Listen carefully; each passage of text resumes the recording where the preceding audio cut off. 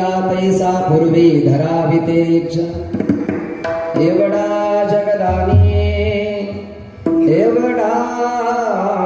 जगदानी मागे तुळशी डाळ पाणी होय भक्ती केला तैसा पूर्वी धरावितेच्छा आला नावा रूपा तुका म्हणे झाला सोपा होय भक्ती केला तैसा पूर्वी धराविते इच्छा पांडुरंगा करू प्रथमा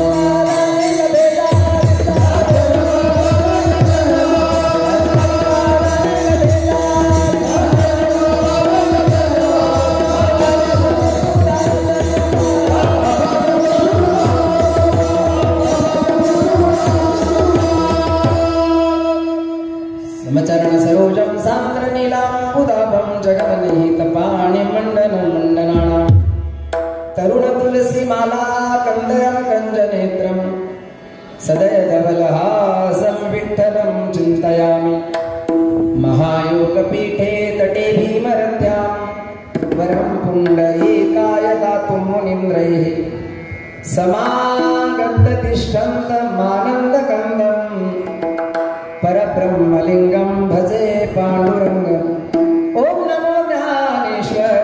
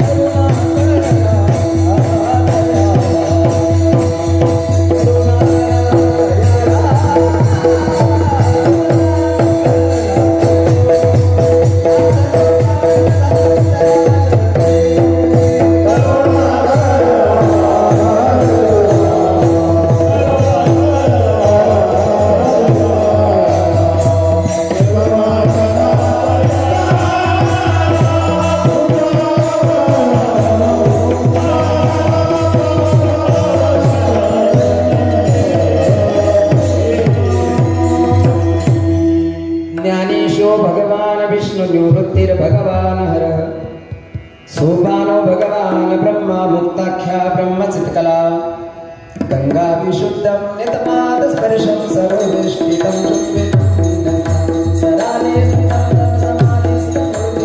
नमामि तपो ज्ञान वैराग्य भक्ति स्वरूपं सदालंकृतं साधु संन्यास योगं मुखे यस्य वेदांत शास्त्रार्थ नित्यं नमो नारायण गिरीजी परब्रह्म स्वरूपम जयांचे केले स्मरण होय सकळ विद्यांचे अधिकरण तेची बंधू श्री चरण श्री गुरूंचे ते नमस्कारोनी आता श्री संताची माता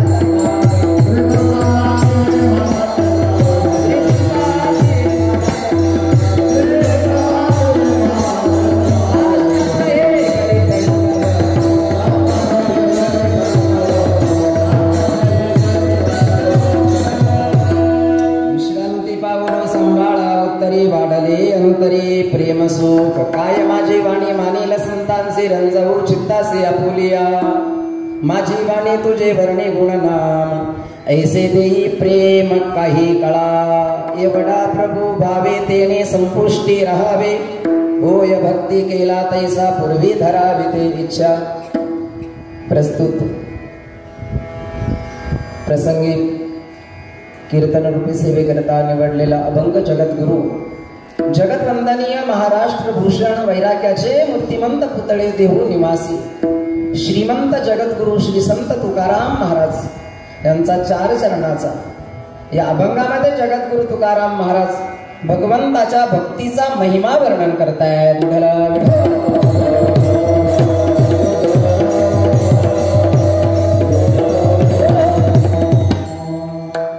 कारण आता जे युग चालू आहे त्या युगाचं नाव कलियुग कलियुगामध्ये भगवंताच्या प्राप्तीचं सोपं साधन म्हणजेच भगवंताची भक्ती, म्हणजेच भगवंताचं भजन. तुका म्हणे येथे भजन प्रमाण काय थोरपण जाळावे ते.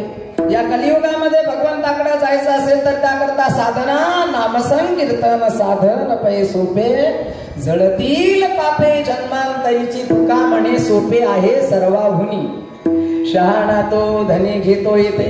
अर्थात भगवंताच्या प्राप्तीचं सगळ्यात महत्वाचं साधन या कलियुगामध्ये भगवंताची भक्ती, म्हणजेच भक्ती पंथ बहु सोपा.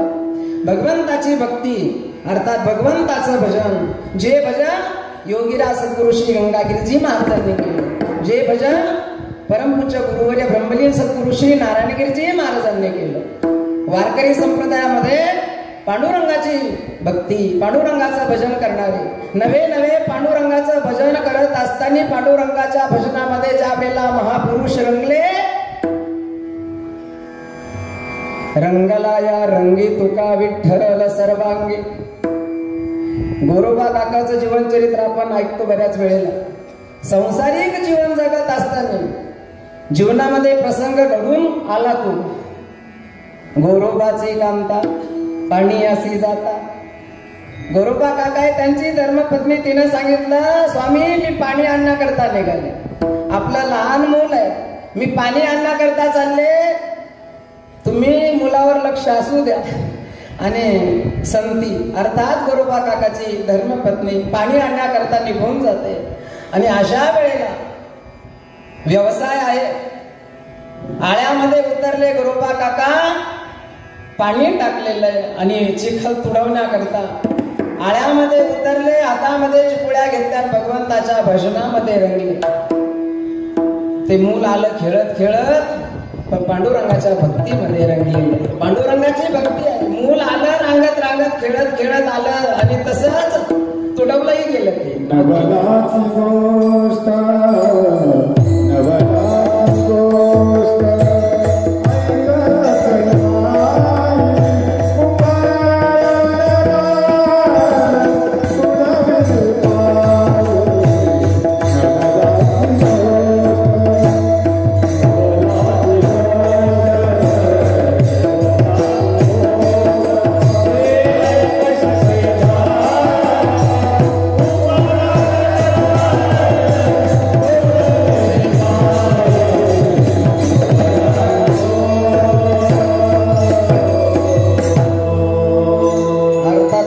ते तुडविता नाही देह स्थिती आठविता चित्ती पांडुरंग. पांडुरंगाची भक्ती करणारे वारकरी संप्रदायामध्ये अनेक संत महापुरुष होऊन गेले आणि ज्यांनी तुम्हाला आम्हाला हा भक्तीचा मार्ग दाखवला.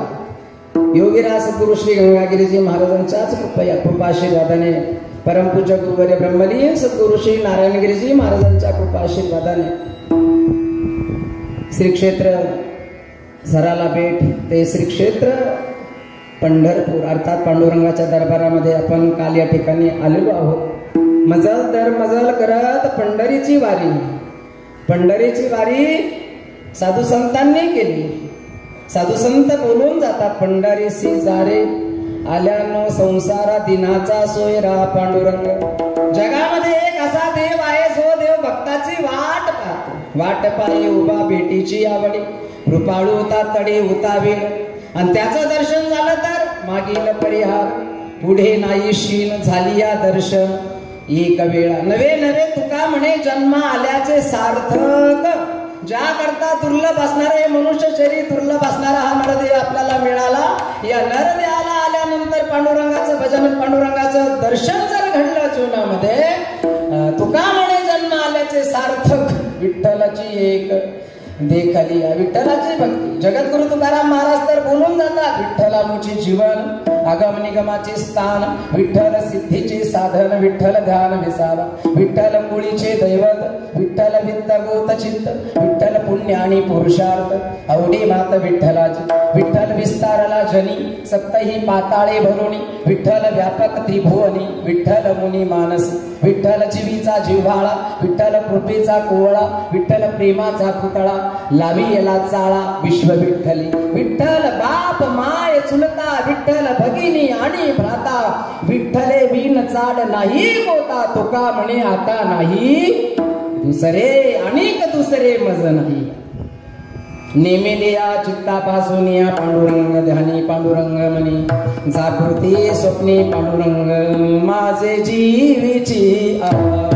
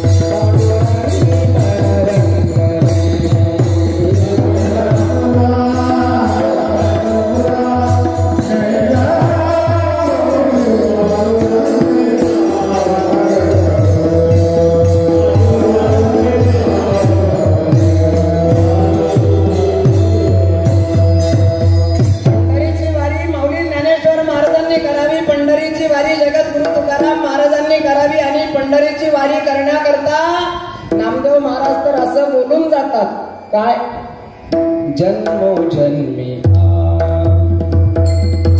बहु पुण्य केले जन्मोजन्मी बहु पुण्य केले तेव्हा या विठ्ठले कृपा केली जन्मोनी संसारी झालो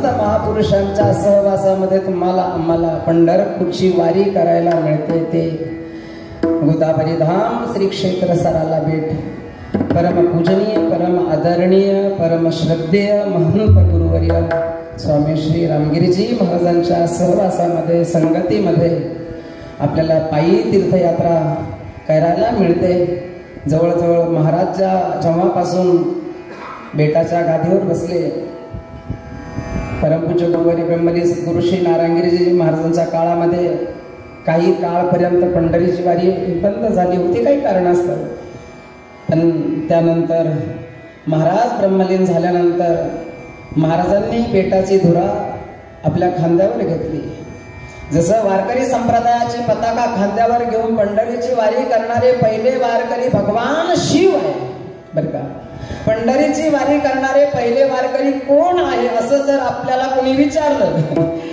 तर त्याला उत्तर द्यायचं की पंढरीची वारी करण्याकरता खांद्यावर भगवी पताका घेऊन पंढरीची वारी करणारे पहिले वारकरी आहे भगवान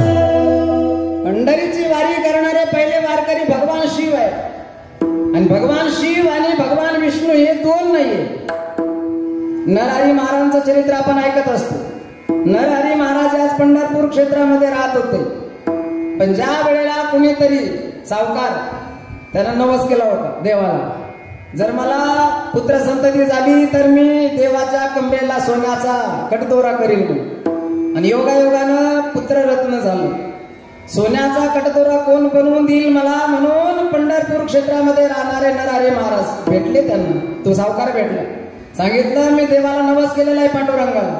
आणि नरहरी महाराज हे शिवभक्त आहे. नरहरी महाराज शिवभक्त आहे, ते कधीच पंढरपूरच्या रावळामध्ये पांडुरंगाच्या समोर कधी गेले नाही. पंढरपूरमध्ये राहत होते, परंतु पंढरपूरमध्ये राहत असताना सुद्धा कधीच पांडुरंगाच्या दर्शनाला गेले. एकनिष्ठ भक्ती आहे. ज्या भक्तीमध्ये एक निष्ठता आहे. भगवान शिव आणि भगवान विष्णू हे दोन नाहीये, परंतु आपल्या भक्तीमध्ये असणारी जी निष्ठा आहे ती निष्ठा नरहरी महाराजांची. त्या सावकारानं सांगितलं मला पांडुरंगाच्या कमरेला कटदोरा करायचा, तुम्ही बनवून द्या. म्हणले हो, माप घेऊन या. सावकार गेला, पुजाराला भेटला, पांडुरंगाच्या दरबारामध्ये गेल्यानंतर पुजाराला भेटला आणि सांगितलं की मी नवस केलेला आहे पांडुरंगाच्या कमरेला मला सोन्याचा कटदोरा करायचा आहे, माप द्या मला. ते माप दिलं पुजाऱ्यानं. ते माप घेऊन तो सावकार गेला नरहरी महाराजांकडे, सांगितलं की हे माप आहे. त्या मापाचाच नरहरी महाराजांनी तो सोन्याचा कटदोरा करून दिला आणि घेऊन गेले. तो सावकार घेऊन गेला, पुजाऱ्याला दाखवला हा कटदोरा मी बनवून आणला. पांडुरंगाच्या ज्या वेळेला कमरेला तो कटदोरा लावला तर तो 4 बोट नेमका कमी पडला. सोन्याचा कटदोरा तंतोतंत सोनारानं बनवून दिला नरहरी महाराजांनी, परंतु तो 4 बोट कमी पडला. मापामध्ये काहीतरी झालं, कमी जास्त झालं. म्हणून सावकार पुन्हा घेऊन गेला. नरहरी महाराजांना सांगितलं हो तुम्ही जो सोन्याचा कटदोरा बनवून दिला तो 4 बोट कमी पडला. पुन्हा माप घेतलं आणि तंतोतंत त्याच मापाचा कटदोरा बनवून दिला. पुन्हा भगवंताच्या कमरेला तो ज्या वेळेला लावला तर तो पुन्हा 4 बोट कमी पडला. आता मात्र काहीतरी यामध्ये रहस्य असलंच पाहिजे. आणि म्हणून तो सावकार पुन्हा नरहरी महाराजांकडे गेला. नरहरी महाराजांना पुन्हा भेटला. महाराज असं का घडतंय, हा काय चमत्कार आहे. आता एक काम करा, बऱ्याच वेळेला आपण कटदोरा बनवून दिला, परंतु पांडुरंगाच्या कमरेला ज्या वेळेला मी लावतो तर त्या वेळेला तो 4 बोट कमी पडतो. याचं कारण काय. याकरता आपण एक करा, माझ्या बरोबर चला आणि तुम्हीच तुमच्या हातानं कमरेचं पांडुरंगाच्या देवाच्या कमरेचं माप, देवाच्या कमरेचं माप तुम्हीच घ्या. नरहरी महाराजांनी सांगितलं अजिबात जमणार नाही, मी पांडुरंगासमोर येणार नाही, पांडुरंगाला स्पर्श करणार आणि पांडुरंगाच्या कमरेचं मापही घेणार. महाराज मी नवस केलेला आहे आणि तो कटदोरा तंतोतंत तसाच झाला पाहिजे. आणि शेवटी नरहरी महाराज तयार झाले येण्याकरता, परंतु सांगितलं मी पांडुरंगाचं मुख पाहणार नाही, पांडुरंगाला मी पाहणार नाही, पांडुरंगाचं दर्शन घेणार, काय हरकत नाही. डोळ्यावर पट्टी बांधली नरहरी महाराजांची. नरहरी महाराजांना घेऊन तो सावकार पांडुरंगासमोर उभा राहिला. पांडुरंगासमोर उभं केलं नरहरी महाराजांना. नरहरी महाराजांनी आपले 2 हात चाचपडण्याकरता, माप घेण्याकरता ज्या वेळेला पुढे केले तर त्या वेळेला नरहरी महाराजांच्या हाताला रोज ज्या भगवान शिवाचा अभिषेक करतात. वंदे देव उमापतिं सुरगुरुं वंदे जगत्कारणं वंदे पन्नगभूषणं मृगधरं वंदे पशूनां पतिं वंदे सूर्यशशाङ्कवर्णनयनं वंदे मुकुन्द प्रियं वंदे भक्तजनाश्रयं च वरदं वंदे शिवं शंकरं. रोज ज्या भगवान शिवाचा अभिषेक नरहरी महाराज करतात तेच शिवलिंग हाताला लागलं आणि नरहरी महाराजांनी आपल्या डोळ्यावरील पट्टी ज्या वेळेला वर केली तर त्या वेळेला सुंदर ते धाम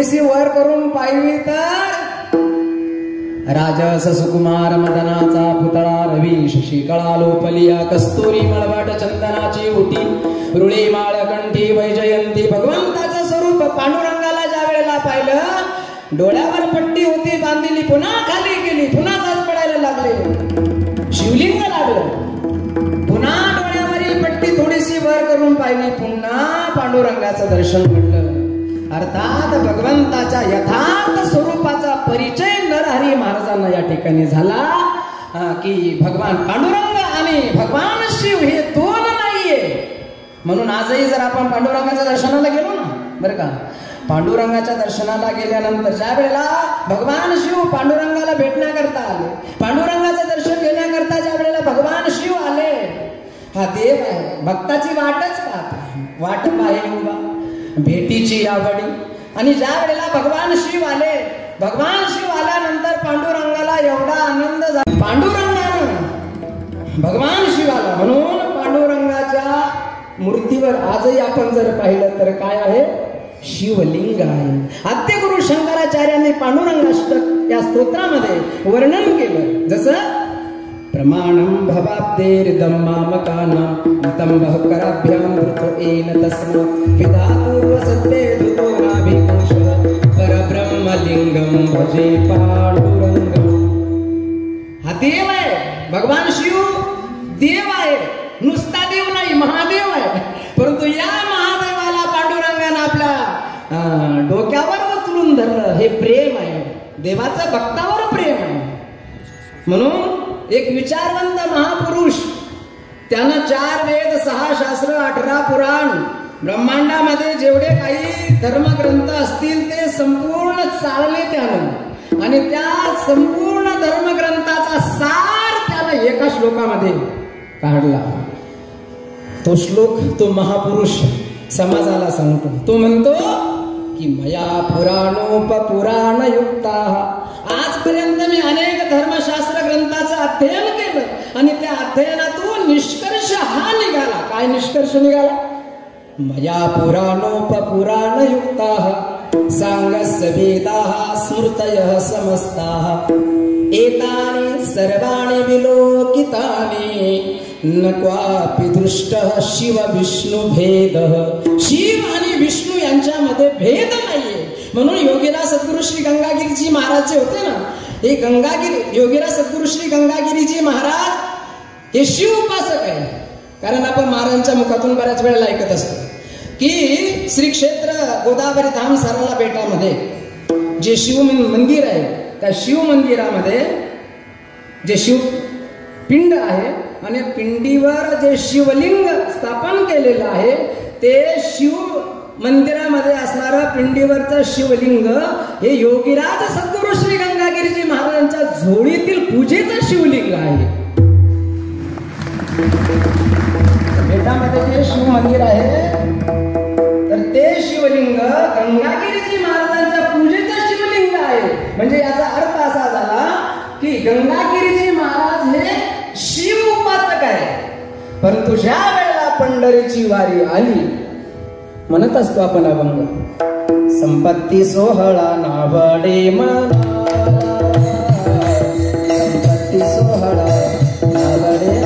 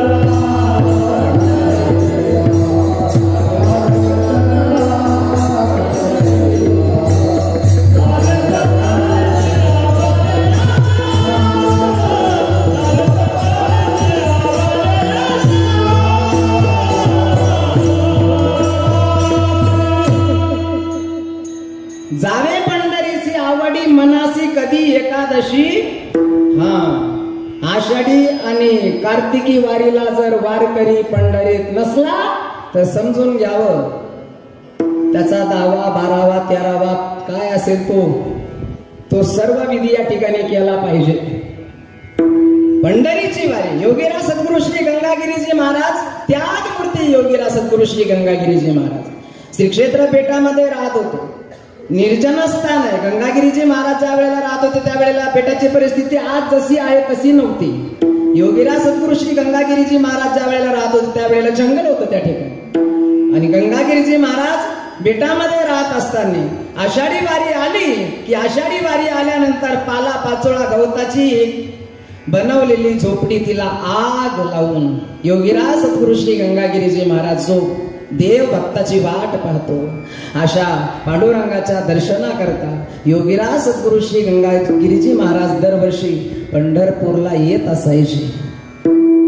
साधू संत महापुरुषांनी समाजालाही सांगितलं, परंतु अगोदर जीवनामध्ये पांडुरंगाकडे देवाकडे जाणारा जो मार्ग आहे तो समाजाला संत महापुरुषांनी सांगितलं. म्हणून केले उपकार सांगो मी काय, बाप न करी ऐसी माय, धर्मी त्यांच्याही देखिले पाय, दिले अक्षय अभयदान. म्हणून साधू संतांनी भगवंताच्या प्राप्तीचा जो मार्ग समाजाला सांगितला त्याच मार्गाने योगीराज सद्गुरु श्री गंगागिरीजी महाराज यांनी जीवनामध्ये जो परमार्थ केला, परमपूज्य गुरुवर्य ब्रह्मलीन सद्गुरु श्री नारायणगिरीजी महाराज यांनी जीवनामध्ये जो परमार्थ केला आणि समाजाकडून यांनी परमार्थ करून घेतला. परमपूज्य गुरुवर्य ब्रह्मलीन सद्गुरु श्री नारायणगिरीजी महाराजांनी 3-3, 4-4 तास समजावलं समाजाला, भक्तीलाच लावलं. दारूच्या आहारी गेलेला समाज, मांसाच्या आहारी गेलेला समाज, व्यसनाच्या आहारी गेलेला समाज महाराजांनी जोडण्याचं काम, महान काम केलं. आणि देवाकडे जाणारा जो मार्ग आहे ते संत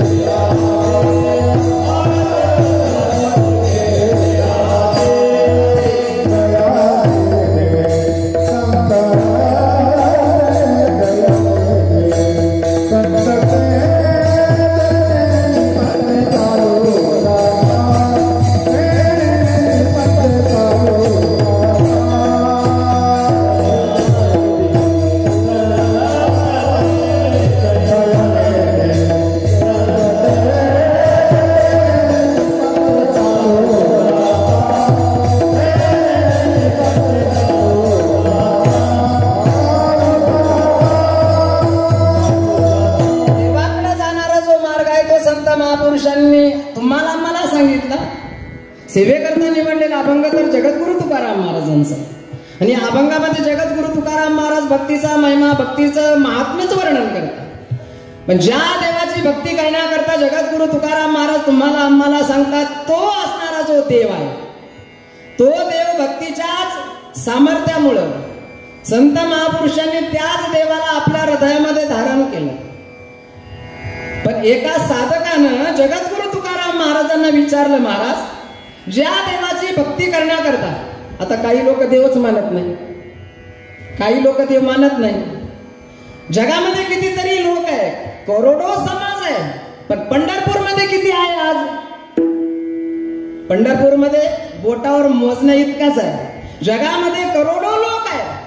याचा अर्थ असा एक वर्ग आहे ज्याला नास्तिक वर्ग असाही आपण म्हणू, जो देवाला मानत नाही. जसं मी सांगत असतो की एक असा प्राणी आहे ज्याला दिवसा दिसत नाही, दुसरा एक असा प्राणी आहे त्याला रात्री दिसत नाही, आणि तिसरा एक नमुना आहे त्याला दिवसाही दिसत नाही, रात्री दिसत नाही. दिवसा कुणाला दिसत नाही म्हणजे दिवसा घोबडाला दिसत नाही. आपल्याला माहित नाही, परंतु असं आपण ऐकतो की दिवसा घोबडाला दिसत नाही, रात्री कावळ्याला दिसत नाही. आंधळ्या माणसाला दिवसाही दिसत नाही आणि रात्री दिसत नाही. तसं एक वर्ग आहे जो म्हणतो की देव नाही, देव नाही असं नाही, आपल्याला दिसत नाही ना. संत महापुरुष जे वर्णन करतायत, योगिया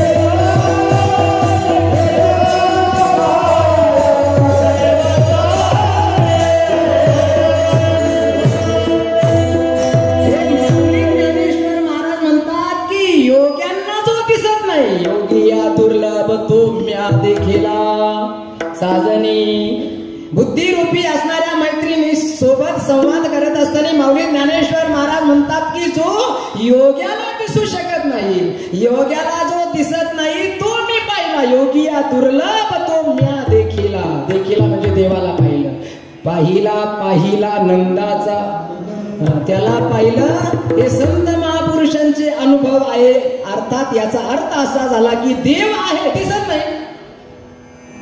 जसं जीवन या ग्रंथामध्ये एक असा श्लोक आहे, जर तुम्ही देव मानत नाही, जर तुम्हाला देव मान्य नाही, देव नाही असं जर तुमचं म्हणणं असेल तर सांगा, काय सांगा?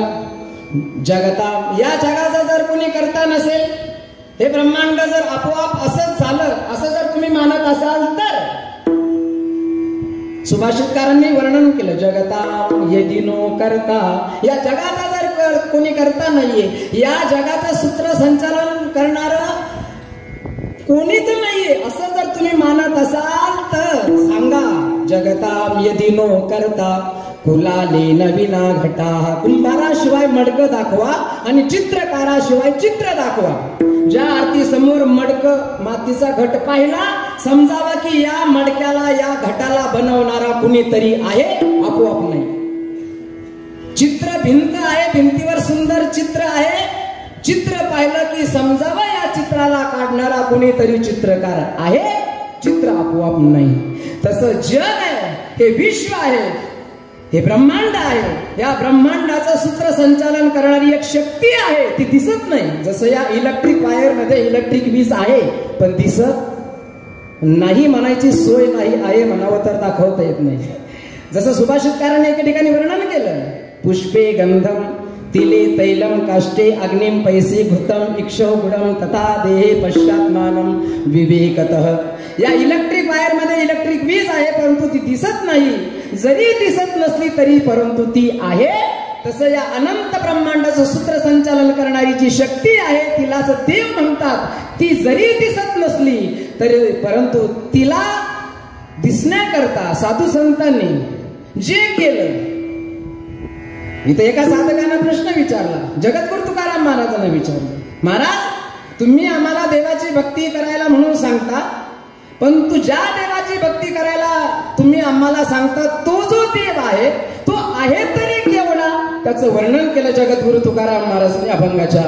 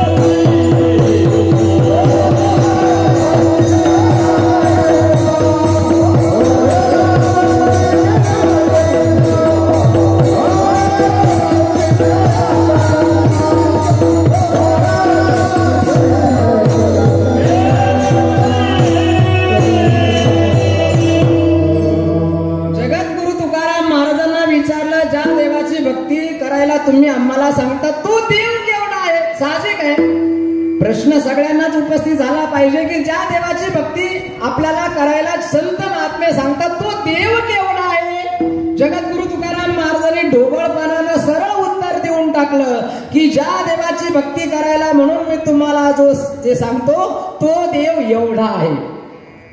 आता साहजिक आहे, एवढा शब्द म्हटल्यानंतर प्रश्न निर्माण होणार आहे, एवढा म्हणजे केवढा. देवाची भक्ती करायला म्हणून सांगतात ना, आणि तुम्ही शब्द प्रयोग करतात की देव एवढा आहे. अहो एवढा म्हणजे हत्ती एवढा का, हत्ती एवढा का, डांगरा एवढा का, टरबुजा एवढा का, खरबुजा एवढा का, एखाद्या नारळा एवढा की एखाद्या कवठा एवढा का, एखाद्या पेरू एवढा की एखाद्या चिकू एवढा की एखाद्या आवळ्या एवढा की एखाद्या सुपारी एवढा की एखाद्या बोरा एवढा की एखाद्या हरभऱ्याच्या दाण्या एवढा की एखाद्या ज्वारीच्या दाण्या एवढा की एखाद्या बाजरीच्या दाण्या एवढा की एखाद्या मोहरीच्या दाण्या एवढा की एखाद्या खसखसीच्या दाण्या एवढा आहे तरी केवढा.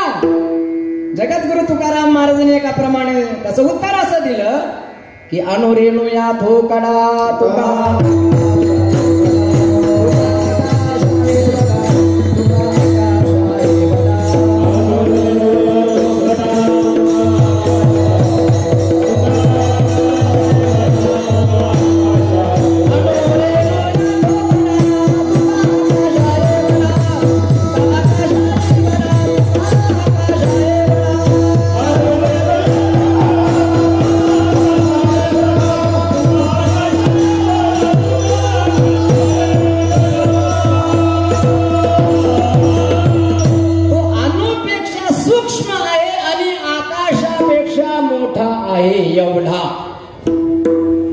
एवढा आहे. तो केवढा आहे मी सांगून गेलो. एवढा का एवढा का एवढा नेमका केवढा. जगद्गुरु तुकाराम महाराजांनी सांगितलं अणुपेक्षा सूक्ष्म आहे, आकाशापेक्षा तो मोठा आहे. जसं उदाहरण आपण ऐकत असतो, सरोवराच्या तीरा सरोवर आहे आणि त्या सरोवरामध्ये बेंडकी राहते आणि ती बेंडकी तिचं एक पिलू. एक दिवस ते सकाळच्या वेळेला बाहेर आलं, सूर्योदय झाला आणि सूर्योदयाच्या वेळेला एका खडकावर येऊन सकाळचं ऊन घेत बसलं आणि एवढ्यामध्ये एक बैल आला पाणी पिण्याकरता. आणि कधीच एवढा मोठा प्राणी त्यानं पाहिला नाही. आज त्यानं एवढा मोठा प्राणी पाहिला आणि टपकन उडी मारली पुन्हा आपल्या आईकडे. आपल्या आईला ते म्हणायला लागला, आई आज मी फार मोठा प्राणी पाहिला. आता ती बेंडकीच आहे, तर बेंडकीनं जर आपल्या हिशोबात राहावं ना. त्या बेंडकीजवळ ते पिलू गेला आणि आपल्या आईला म्हणायला लागला, आई आज मी फार मोठा प्राणी पाहिला. मग आता साहजिक आहे, आईनं विचारलं आपल्या मुलाला, बेंडकीच्या पिलाला विचारलं की तू ज्याला पाहिलं, तू ज्या प्राण्याला पाहिलं तो केवढा होता. साहजिक आहे, ज्या वेळेला विचारलं आई फार मोठा होता, मग तिनं आपलं अंग फुगवायला सुरुवात केली. एवढा होता का, बेंडकी आहे ती, तो बैल आहे बाहेर. त्यानं सांगितलं नाही म्हणते आई आईपेक्षा मोठा होता. मग त्या बेंडकीनं आणखीन आपलं अंग फुगवायला सुरुवात केली. एवढा होता का, म्हटलं नाही आई आईपेक्षा मोठा होता. मग एवढा होता का, नाही नाही आई याच्या आईपेक्षा मोठा होता. मग एवढा होता का. आता एवढा होता का म्हणता म्हणता पोटातून फुटली होती. आता बेंडकीनं आपल्या अंगा कितीही फुगवलं म्हणून ती बैला एवढी होणार आहे का, नाही. इथं जगद्गुरु तुकाराम महाराजांनी जो शब्द प्रयोग केला, जो देव आहे, ज्या देवाची भक्ती करायला म्हणून मी तुम्हाला सांगतो तो देव सांगता येत नाही, अणुपेक्षा सूक्ष्म आहे आणि आकाशापेक्षा मोठा आहे. परंतु अशा देवाला भाव भक्ती आहे. भावामध्ये देवाच्या भक्तीमध्ये एक शक्ती आहे. जसं सावता महाराजांचं चरित्र आपण ऐकतो. ज्या वेळेला कुर्मदासाला भेटण्याकरता नामदेव महाराजांना आणि ज्ञानेश्वर महाराजांना घेऊन ज्या वेळेला पांडुरंग परमात्मा निघाले, तर मध्यंतरी मळा लागला, सावता महाराजांचा मळा लागला. आणि मग आता हा भक्त आहे, सावता महाराज म्हणजे भक्त आहे. कांदा मुळा भाजी अवघी विठाबाई माझी, अशा वेळेला पांडुरंगाने लीला केली. मला तहान लागली. नामदेव महाराजांना आणि ज्ञानेश्वर महाराजांना सांगितलं मला तहान लागली, पाणी पिण्याकरता. पांडुरंग निघून गेले. सावता महाराज गायींना घास कापतायत अशा वेळेला पांडुरंग गेले, भगवान गेले आणि सावता महाराजांना बोलायला लागले. सावता महाराज, अहो सावता महाराज, ऐका सावता महाराज, अहो माझ्या पाठीमागे 2 चोर लागले. 2 चोर लागले? तुमच्या पाठीमागे 2 चोर लागले? हो सावता महाराज, अहो सावता महाराज, मला कुठेतरी लपवा, कुठेतरी लपवा. सावता महाराज हे पांडुरंगाची वारी करण्याकरता येत असायचे. परंतु असं मी ऐकलं की सावता महाराज पांडुरंगाच्या दर्शनाकरता पंढरपुरामध्ये एकच वेळेला आले आणि पांडुरंगाला एकदा ज्या वेळेला त्यांनी पाहिलं त्यानंतर पंढरपूरला सावता महाराज नाही आले. म्हणजे सावता महाराजांनी आपल्या घरीच पांडुरंगाची भक्ती केली आणि ते सावता महाराज त्यांना भेटण्याकरता ज्या वेळेला भगवान गेले, सांगितलं माझ्या पाठीमागे 2 चोर लागले, रक्षण करा, लपवा मला कुठेतरी. भगवंताच्या भक्तीमध्ये असणारी शक्ती आहे, भावामध्ये असणारी शक्ती आहे. सावता महाराजांनी सांगितलं देवा अजिबात घाबरू नका. सावता महाराजांनी घास कापायचा जो विळा होता तो विळा त्याच विळ्यानं आपलं हृदय विदीर्ण केलं आणि साठविला दाता त्रैलोक्याला.